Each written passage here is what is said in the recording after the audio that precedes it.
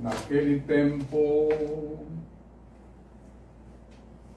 no dia seguinte, resolveu Jesus partir para a Galileia. Encontrou-se com Filipe e lhe disse: segue-me. Filipe era de Betsaida, a cidade natal de Pedro e André. Filipe encontrou-se com Natanael e disse-lhe: encontramos aquele de quem escreveram Moisés na lei e os profetas, Jesus de Nazaré, filho de José. Respondeu Natanael: de Nazaré poderá sair coisa boa. Tornou-lhe Filipe: vem e vê. Jesus viu Natanael que vinha ao seu encontro e disse dele: eis um verdadeiro israelita no qual não há engano. Respondeu-lhe Natanael: de onde me conheces? Respondeu-lhe Jesus: antes que Filipe te chamasse, eu te vi, quando estavas sob a figueira. Exclamou Natanael: Rabi, tu és o Filho de Deus, eis o Rei de Israel. Jesus acrescentou: porque afirmei que eu te vi sob a figueira, crês? Verás coisas ainda maiores. E continuou: em verdade vos digo, vereis o céu aberto e os anjos de Deus subindo e descendo sobre o Filho do Homem. Segunda leitura.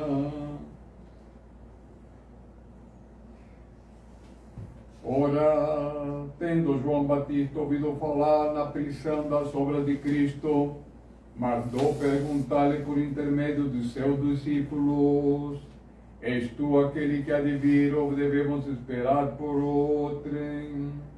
Respondeu-lhe Jesus: e de relatar a João que vedes e ouvis, cegos recobram a vista, os coxos andam, leprosos são curados e surdos ouvem, mortos ressuscitam e a boa nova é anunciada aos pobres.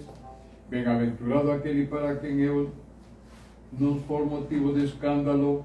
Ao partirem eles, começou Jesus a falar às multidões a respeito de João, que fostes contemplar no deserto, um caniço agitado pelo vento, que fostes ver então um homem com roupas finas. Vede, os que usam roupas finas estão nos palácios dos reis. Enfim, para que fostes até lá ver um profeta? Sim, eu vos digo, e mais que um profeta, este é aquele do qual está escrito: eis que envio o meu mensageiro diante de ti, a fim de preparar-te o caminho.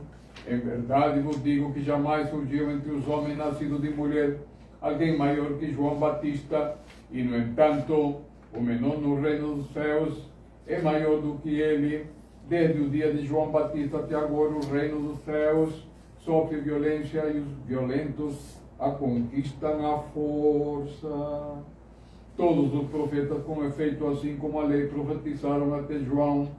E se quiseres acreditar em mim, este é o Elias que estava para vir.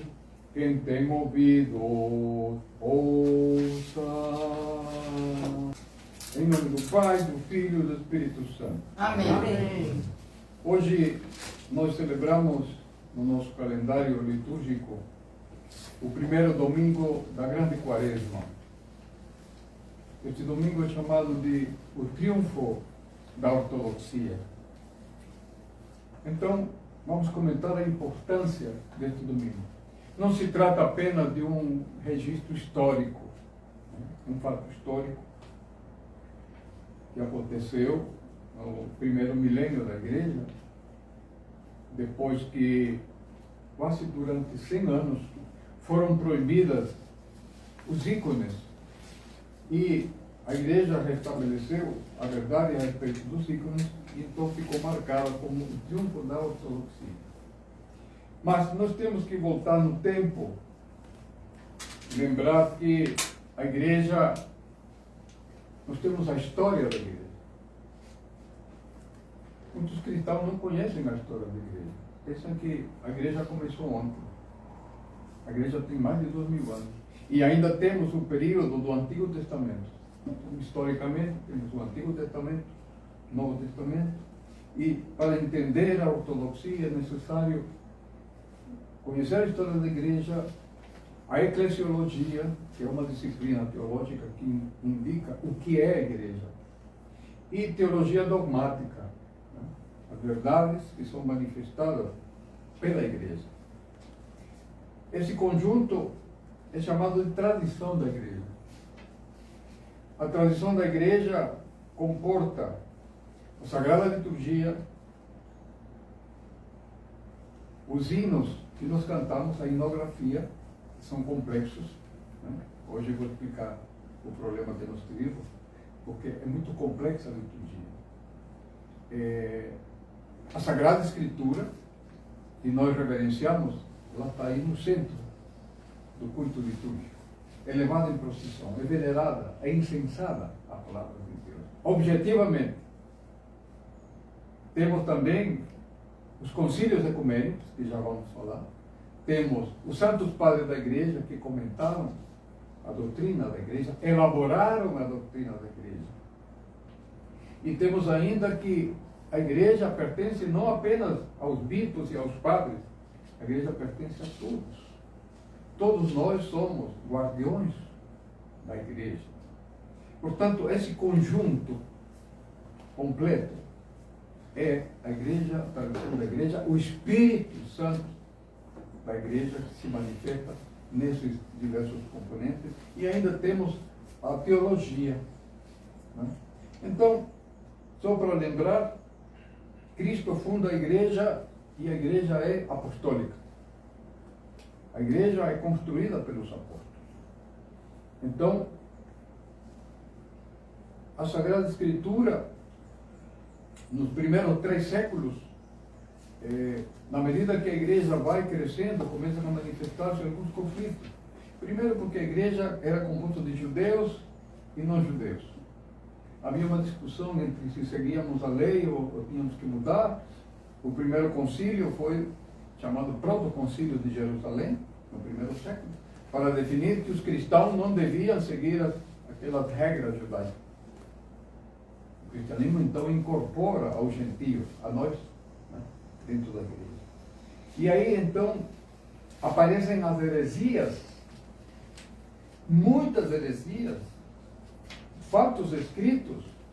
Então a igreja define qual é o cânon, quais são os livros da igreja, quais são os livros da Bíblia. Primeiro vem a igreja, depois vem a Bíblia. No Antigo Testamento não havia escritura, era tradição oral. Moisés vai redigir o Antigo Testamento, pelo menos aquela primeira parte da Torá. E no Novo Testamento também a igreja é tradição oral. Não havia uma Bíblia escrita, vai sendo escrita aos poucos. O primeiro escrito no ano 52. E assim vai surgindo, à medida que a igreja vai crescendo, é necessário ir codificando os ensinamentos de nosso Senhor Jesus Cristo. E aí vão surgir exatamente os concílios locais, para resolver questões disciplinares, e os concílios gerais, são os concílios ecumênicos. E é disso que nós vamos falar agora, porque aí, exatamente nos concílios, se manifesta a ortodoxia da igreja, que não é uma questão geográfica, Oriente e Ocidente. Ortodoxia é a verdade da igreja manifestada ao longo da história. Então, os concílios ecumênicos, eles definem a doutrina da igreja e eles têm uma característica. Eles são ecumênicos porque são aceitos por toda a igreja. Os concílios não dependem daqueles bispos e padres que se reuniram em concílio, não dependem da Sagrada Escritura, não dependem do bispo de Roma. É o conjunto da igreja, como já expliquei. Então vamos ver o primeiro concílio, Concílio Ecumênico de Niceia, o ano 325, ou seja, 3 séculos depois. É necessário enfrentar as heresias que contaminavam a igreja. A primeira heresia era o arianismo. Ário era um membro da igreja, as heresias também surgem dentro da igreja.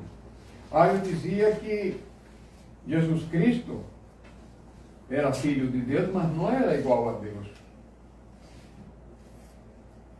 E aí colocava em dúvida a divindade de Jesus Cristo.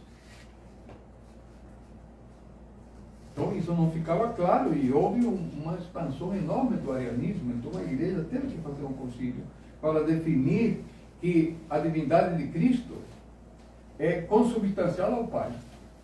E aqui começa a surgir o credo.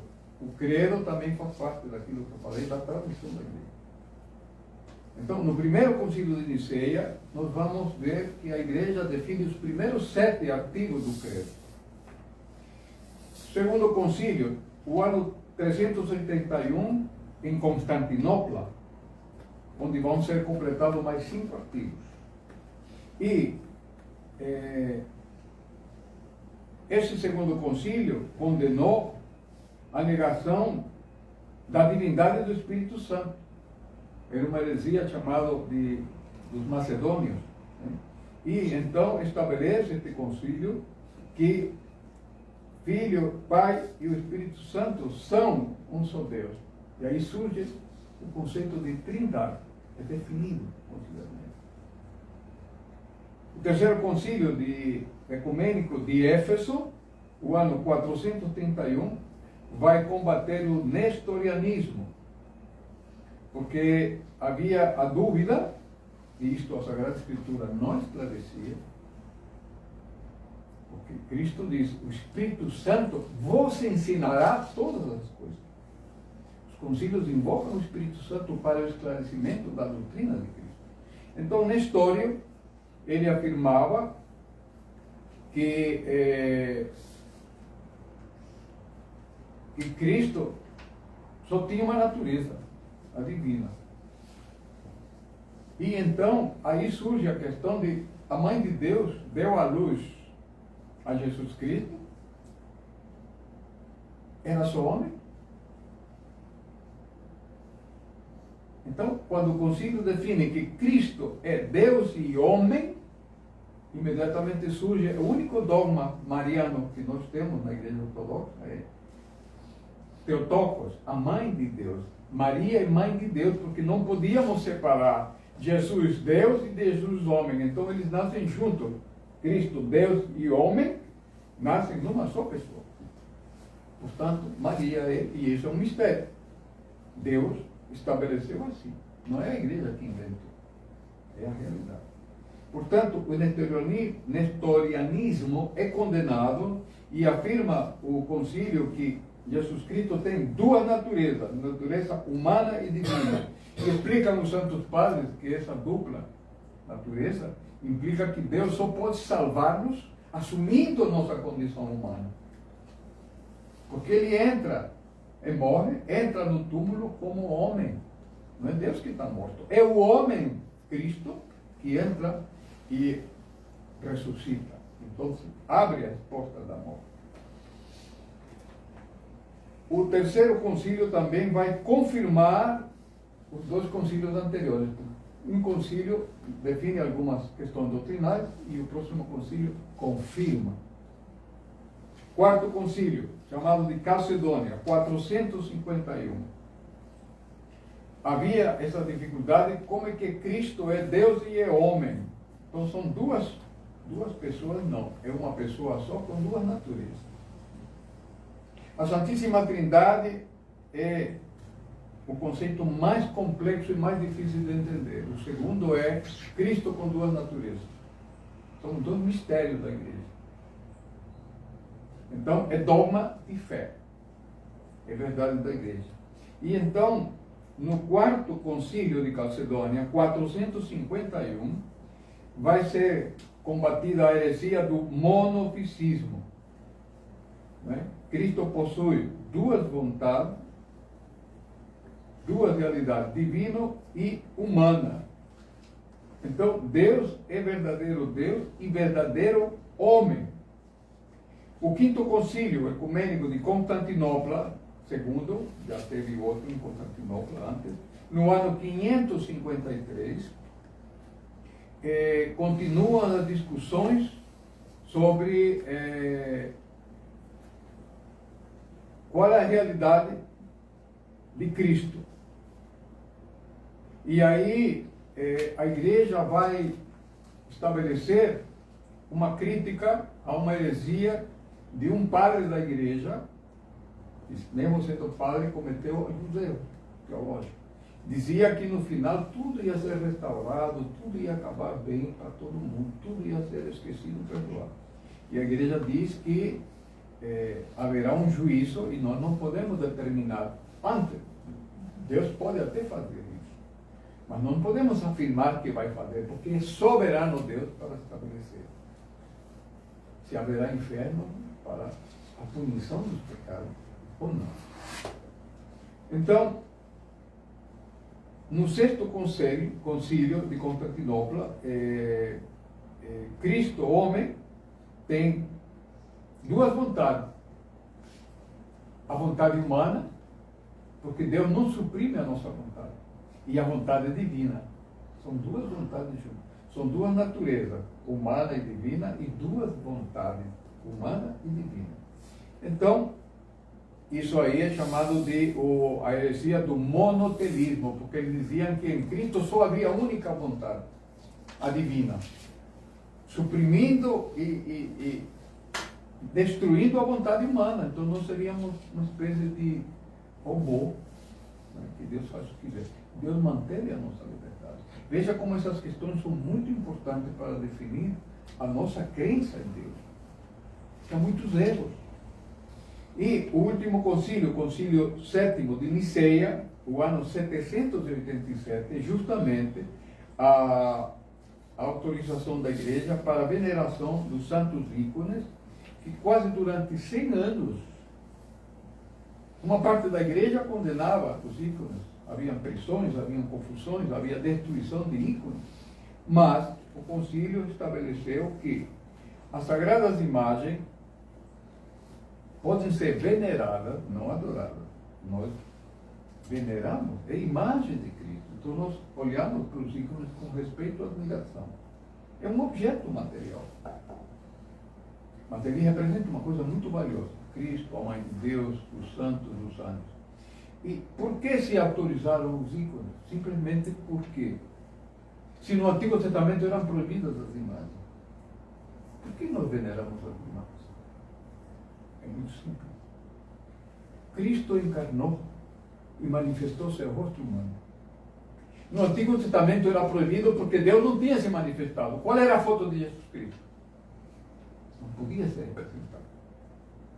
Que em qualquer coisa teria Cristo, uma nuvem, um bicho, qualquer coisa teria Deus. Isso é idolatria. Mas, na medida em que o Senhor e o apóstolo Paulo, se não me engano, em Colossenses, diz que Cristo é a imagem visível do Deus invisível. E a palavra grega é ícone, que nós usamos. Ou seja, Cristo manifestou-se em forma humana. Essa forma humana de Cristo é que nós pintamos, e por isso, por extensão, os santos também, que são santos em Cristo, expressões de Cristo, podem ser retratados nos ícones. Deus se manifestou. A sua infinita misericórdia, a sua bondade, seu amor por nós, nos mostrou seu rosto. E é isso que a igreja define. Então, a verdade da verdadeira imagem de Deus foi esclarecida no concílio. Houve muito derramamento de sangue, muita prisão, muitos maltratos, confusões teológicas terríveis dentro da igreja. E eu queria dizer que a importância disso tudo que nós estamos conversando aqui é porque as heresias continuam, não acabaram, porque tentam destruir a verdade da igreja. O mundo moderno diz que a verdade é relativa. Vivemos na pós-modernidade, onde tudo é relativo. Vivemos uma justiça relativa, uma democracia relativa, também uma religião relativa. Uma manifestação dessa relatividade é a fragmentação dos grupos cristãos. Milhares de igrejas de um único documento que é a Sagrada Escritura. E cada um tem suas próprias doutrinas, E exatamente a previsão da sabedoria de Deus é que a igreja manifestou o que é a verdade. Porque Cristo diz, eu sou o mesmo ontem, hoje e amanhã. Minhas palavras não passarão. Então não pode existir relativismo na igreja. Uns acreditam numa coisa, outros noutra. Tem até testemunhas de Jeová. Nós vimos nessa epístola que nós lemos hoje, uma multidão de testemunhas. As testemunhas de Jesus Cristo estão aí. Não, testemunhas de Jeová. Que nunca viram, mas são testemunhas de Jeová. Como é possível isso? E assim, cada corpo de doutrinas que aparece, o mesmo grupo religioso, né? Não vou citar nomes, mas tem uma que são 8 denominações dentro da própria organização. Por graça de Deus, a Igreja Ortodoxa tem mantido a tradição da Igreja. A modernidade ainda, por enquanto, não tomou conta da Igreja. O que nós acreditamos, o batismo, por exemplo, fazemos como era feito no século IV. Nós ainda damos a bênção como Cristo dava a bênção aos seus apóstolos. É isso sim. Pois fazem assim, de qualquer jeito.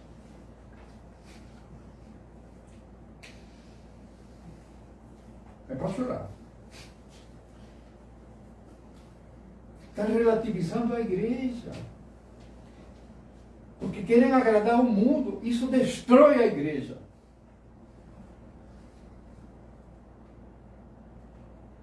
É isso que nós estamos vivendo. E não é exagero, não. Não é vitimismo. Não é fantasia. É realidade. A igreja há uma tentativa de corromper a igreja por dentro. A igreja sempre teve inimigos. Está aqui a história dos concílios e das heresias que mostra que a igreja sempre teve inimigos. Continua tendo inimigos. A tradição da igreja diz que Cristo chamou homens para o sacerdócio. É discriminação das mulheres? Não. A primeira mulher a conhecer Cristo é a Virgem Maria. A primeira pessoa a ver a ressurreição de Cristo foi Maria Madalena. Contra o judaísmo, Cristo se rodeou de mulheres. O cristianismo era chamado de religião das mulheres e dos escravos. Cristo chamou homens, não é porque é uma ofensa às mulheres. O homem representa o sacerdócio e a mulher representa o templo de Deus. O homem e a mulher estão unidos. É um serviço pesado, porque Adão falhou no seu trabalho de manter o paraíso. Nós estamos pagando uma dívida, os homens. É serviço pesado. Não é fácil. Há certos serviços que são dos homens, porque é muito pesado. E o sacerdote é um deles. Mas nós vemos hoje bispas. Eu não posso nem falar outras coisas, mas um tipo de mulheres que estão ali que agenda woke. Você que entende? É isso que está sendo impondo a igreja hoje. A igreja ainda está resistindo. E como é que a igreja pode resistir? Olhando para aquilo que ela é ao longo do tempo, aquilo que ela acredita que não pode ser mudado. O credo que foi definido pela igreja foi alterado. Uma série de dogmas que a igreja não definiu, e temos dogmas modernos.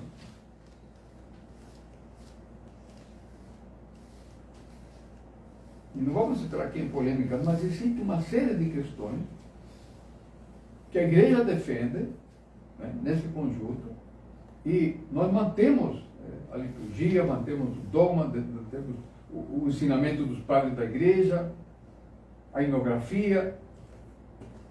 Nossa liturgia é complexa. Hoje mesmo houve um erro aqui, né? Peço perdão e desculpas, mas é uma série de textos que nós fazemos, porque cada liturgia é um tratado de teologia, cada liturgia é um ensinamento da verdade para nós. A verdade na igreja não depende dos sentimentos e das emoções das pessoas. A liturgia tem que ser um culto racional. Não é que o racional explica, ele não explica não, ele manifesta. O dogma é mistério, não se explica. Então a igreja mantém esse ensinamento, e que não é só dos padres nem dos bispos, todos vocês participam disso. Isso é a igreja, sempre foi. A igreja não pode ser sequestrada por uma cúpula que pode se corromper. Portanto, é necessário esclarecer porque hoje é o domingo da ortodoxia. É o triunfo da ortodoxia. Apesar de tudo e contudo, estamos aqui celebrando esse momento, essa festa, por graça de Deus. Deus permitiu que nós estejamos aqui. E é um convite para que nós conheçamos a verdade, lutemos pela verdade e mantenhamos a verdade. A verdade não é subjetiva. A verdade não é propriedade da nossa igreja. A verdade se manifestou. A igreja tem uma obrigação de guardar. Isso é tradição. Tradição não é museu, onde nós estamos reverenciando o passado. Tradição significa transmissão da vida. Cristo. A igreja é o corpo de Cristo e o espírito da igreja é o Espírito Santo. É simples. Então nós temos que manter isso. Essa é a nossa tarefa. Timóteo, guarda o depósito da fé. Guarda. Nós recebemos a igreja, nós temos a obrigação de transmitir a igreja. Todos. Padres, fiéis, bispos. Então, agradecemos a Deus por esta hora, por este momento, e caminhamos todos juntos para o reino do Pai, do Filho e do Espírito.